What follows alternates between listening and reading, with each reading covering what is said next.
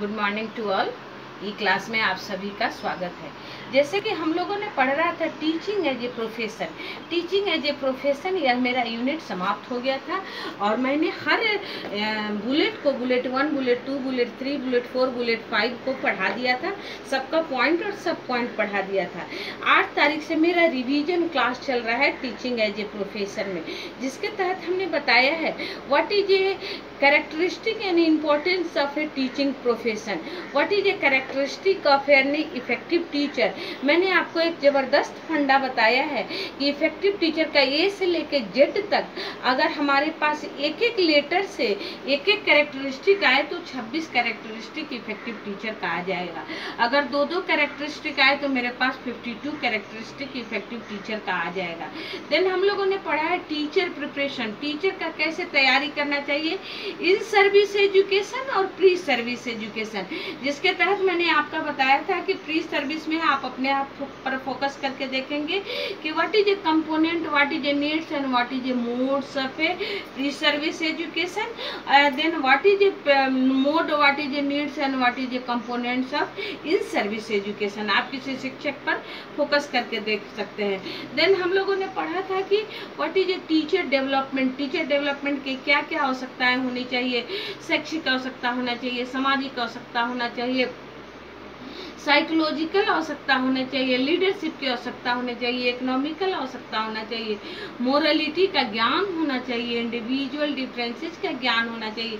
बहुत सारे पॉइंट हमने बताया था। आज है कि what is A strategy for a teacher in service education, what is A strategy for teacher development in service education. शिक्षक को अपने इन सर्विस एजुकेशन में क्या रणनीति तैयार करनी चाहिए कि वो नौकरी में डेवलपमेंट कर सके। तो पहला है strategy for teacher development in service education. पहला है making lesson plan, making lesson plan.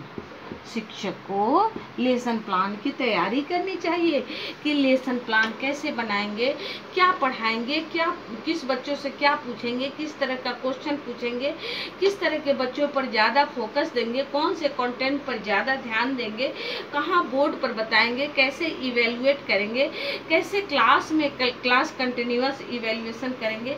इन सारी चीज़ों का लेसन प्लान शिक्षक को बना लेना चाहिए, तभी वो अपने क्लास का डिलीवर अच्छा से कर सकते हैं। दूसरा है टीचिंग विथ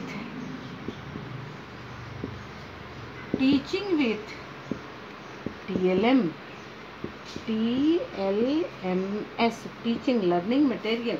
शिक्षक को टीचिंग लर्निंग मटेरियल से ही टीचिंग कराना चाहिए। इससे बच्चे काफ़ी रुचि लेते हैं, काफ़ी जिज्ञासा रखते हैं और बच्चों को बहुत इंटरेस्ट लगता है टीचिंग लर्निंग मटेरियल देखने के लिए। अगर रियल टीचिंग मटेरियल रहता है तो बच्चे उसको बहुत उत्सुकता से देखते हैं। मंद बुद्धि के बच्चे भी उसको देखकर सीख जाते हैं।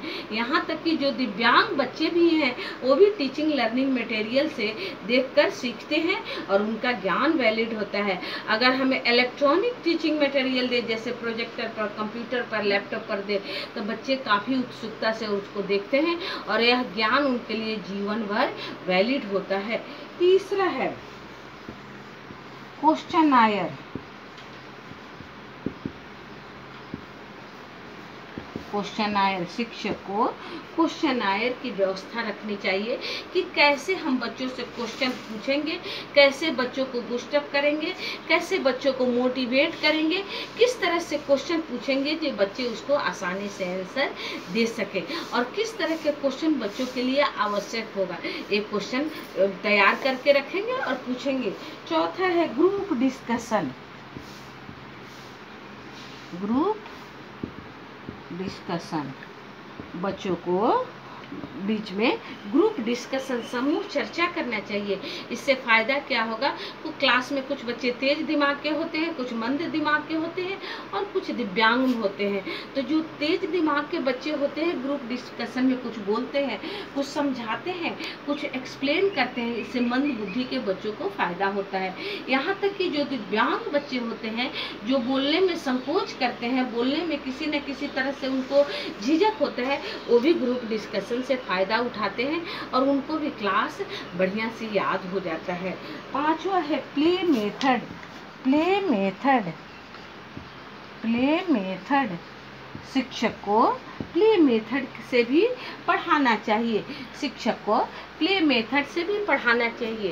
कभी कभी बच्चे बहुत टायर्ड हो जाते हैं, जब पीरियड सेकंड हाफ के बाद समाप्त होता है तो बच्चे काफ़ी थक जाते हैं और उनको पढ़ने में मन नहीं लगता है, उनका दिल दिमाग शिथिल हो जाता है। तो उस समय प्ले मेथड से अगर कराएंगे तो बच्चे काफ़ी एक्टिव रहेंगे, काफ़ी समझेंगे और इतना ही नहीं, वो जो समझेंगे उनको जीवन भर याद भी रहेगा, उनका वह ज्ञान वैलिड रहेगा। इसलिए प्ले मेथड का उपयोग भी शिक्षक को करना चाहिए। अपने कंटेंट को समझाने के लिए वह किसी भी प्रकार का मेथड का उपयोग करके बच्चों को समझा सकते हैं। ये 5 पॉइंट है, इसे सोचे, समझे और आत्मसात करें। धन्यवाद।